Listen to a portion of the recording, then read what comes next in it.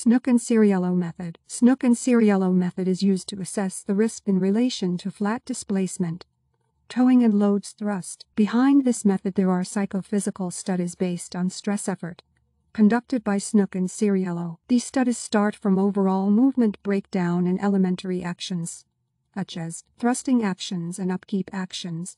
Sama tools offer digital force gauge kit, suitable for towing and pushing tests.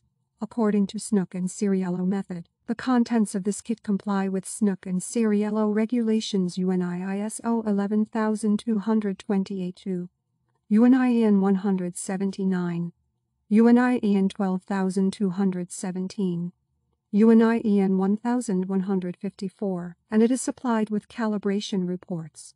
The results of these studies are resumed in so-called psychophysical tables which provide important information on the capacity and limitations of workers concerning manual handling of loads, in a general sense, including towing, thrusting and transport actions.